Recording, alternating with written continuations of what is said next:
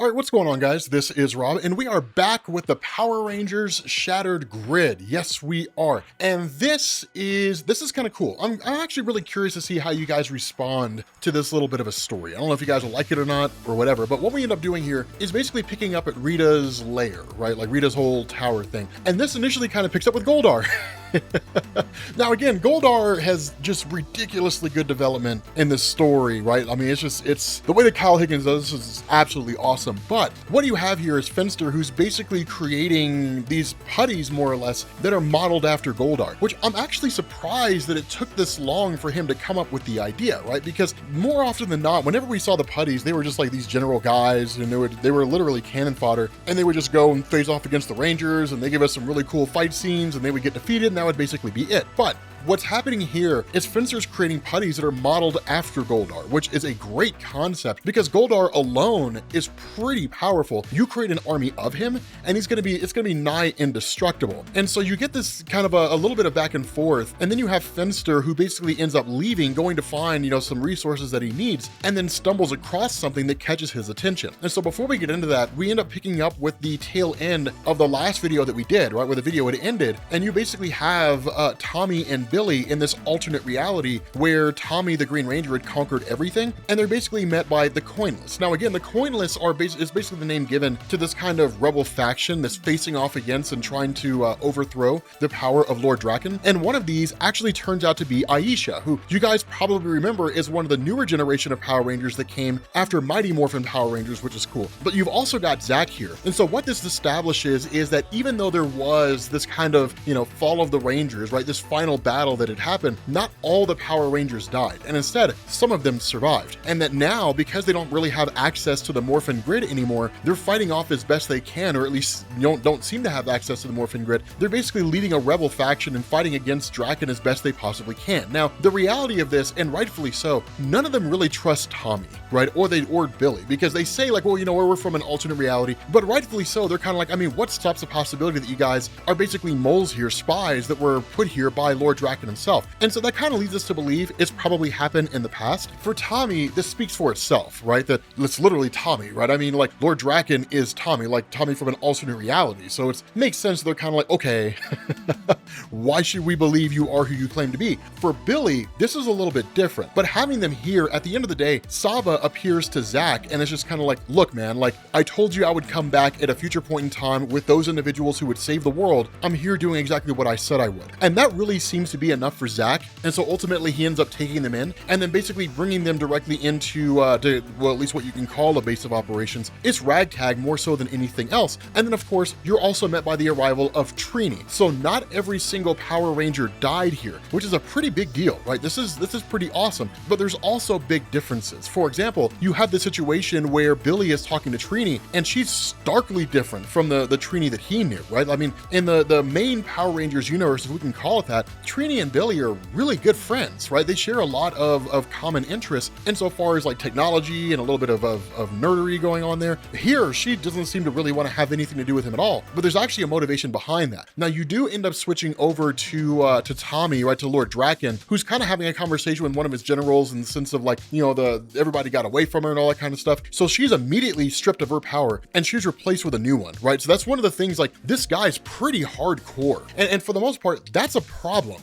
right? That's a major issue when it comes to how he runs his forces. Yes, it instills fear, but it also removes loyalty. Whenever you're any kind of a ruler or anything like that, you always have to make sure that the people who are the most capable are the ones who are the most loyal, because once you lose that loyalty, they're gone. More so than that, they can be the means by which to topple you, right, to overthrow you. And so stripping a person like that of any real measure of power and creating a potential enemy out of her could actually lead to his downfall. Now, the other part of this is Scorpina, right? Now, one of the things to remember, Scorpina basically vanished when they were facing off against the Black Dragon in the main Power Rangers universe, and this is where she's residing, right? She's basically stuck inside this universe, just trying to wait for a way to get back. But for the most part, it's one of these things where she's just kind of there, but there's not really any love lost between the two. There doesn't really seem to be any indication that like she's falling for Tommy and she's like, man, you're hardcore, gung-ho way. God, I love a man like that. It doesn't really seem to be going in that way. Instead, like, she's just like, I hold adherence to Rita, right? And so long as you maintain maintain your promise to help Rita basically conquer Earth in my timeline, then everything's going to be okay. The implication seems to be if he fails, or if he shows even the slightest sign of betrayal, she'll try to kill him. Now the reality is she can't. It's one of the things established right off the bat that when she relates to him as Oliver, he's like, don't ever call me that again, right? So seemingly the power he has is enough that he can easily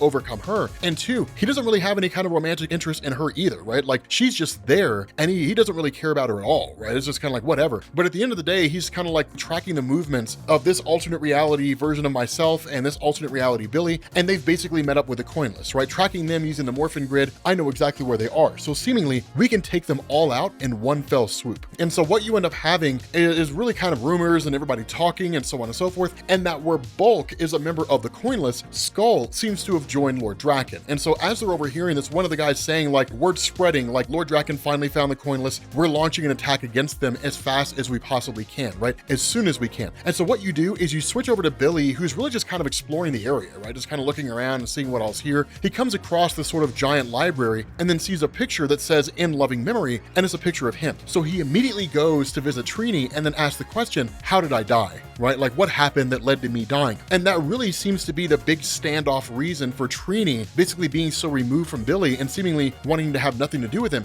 because he's dead, right? And so kind of opening herself up in that way and being like, oh my God, Billy's back, would basically invite disappointment because she knows he's not from this universe. And so it's only a matter of time before he goes away again. And so being able to keep that barrier up and keeping him cut off emotionally keeps her from experiencing what would, by all standards of measurements, be the death of Billy again. The only thing she really divulges here, or the only thing we really get, is that during the great battle when the Power Rangers were facing off against the forces of Lord Draken, that he saved her life and seemingly died in the process. Now, of course, at that point, you end up switching over to the story of Zack, who really kind of gives this bit of a revelation here and saying that he was supposed to die, right? Like he was supposed to be killed. He said that Lord Draken was picking them off one by one. He lasted as long as he possibly could, but it wasn't enough. And that he said he wouldn't go down without a fight. But seemingly Saba appeared out of nowhere, really just seemed to appear, and then in turn told Zack, like, I will return at a future point in time with those who will save the world, right? Now remember, Saba as the Sword of the White Ranger was the failsafe of Zordon, that when the time came where the Rangers fell, or if they ever ended up falling, that Saba would basically stay hidden, it would stay removed, and it would stay isolated so that Tommy, and really as Lord Draken, would never be able to get his hands on him and fully come into the totality of the White Ranger's power. If that ever were to happen, he would be nigh unstoppable, right? That's really kind of how this is given to us. Now, it's kind of a funny thing because you end up having, again, kind of a continuation of this conversation where Tommy's kind of astounded that after all these years that they still keep fighting. And that Zack goes as far as to say, like, you know, it's been very, very hard, right? We've lost a lot of really good people, but what choice do we have? And that's true, right? Like literally the coinless are the only thing that stand between Lord Draken and what's left of the Earth. And that was the nature of the Power Rangers, right? To always continue facing off, even in the face of the fact that like death is imminent, they always kept facing off against them and doing the absolute best they possibly could. And so that's why they keep fighting here, right? It's strength of character, conviction, that kind of a thing. And so Bulk basically comes in, and then we end up learning that Skull is not actually working for Lord Draken. Instead, he's really more of a mole than anything else. And he had passed information to Bulk saying they're launching an attack against their location. They're going to be doing it in any moment now. And then ultimately, it ends up being too late, right? That you basically have this massive attack that's launched as you have Bulk kind of coming to them and saying this is when it's going to happen. And so it really kind of seems to be, or at least going into, a last-ditch effort. Now, the other thing that goes on here is switching back to the main Power Rangers universe. You pick up with, like, you know, again, that version of Zack and those guys who were just kind of training, right? Zack fighting Jason and kind of staying on their guard, right? Kind of keeping their capabilities up, while Trini's trying to figure out everything that's going on with this Black Dragon Zord and possibly trying to find a way to get Tommy and Billy back. But more so than that, what ends up happening is that in the middle of all this, they're met by the voice of Alpha 5, and that they kind of form this bit of a plan to basically get back to the command center and find a way to regain their access to the Morphin grid, and that Alpha 5 can make it possible for that to happen with them, right? That Alpha 5 has kind of been out of commission, but largely laying low because Alpha doesn't want to be detected by the forces of Rita Repulsa or any of those guys. But it's exceedingly important here because they can't maintain their access to the Green Ranger grid permanently.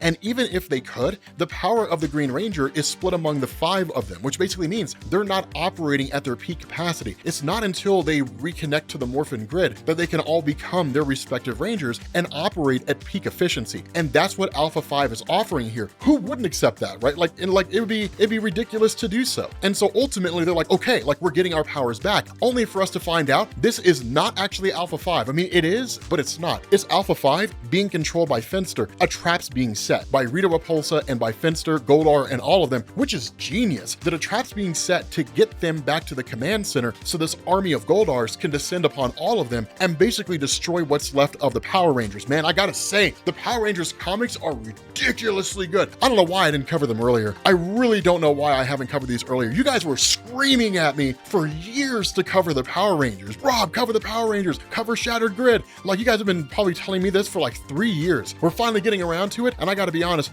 I feel stupid for having never done it before. But with that being said, guys, we're gonna bring this to an end. Thank you guys for watching, and I will catch you all later. Peace.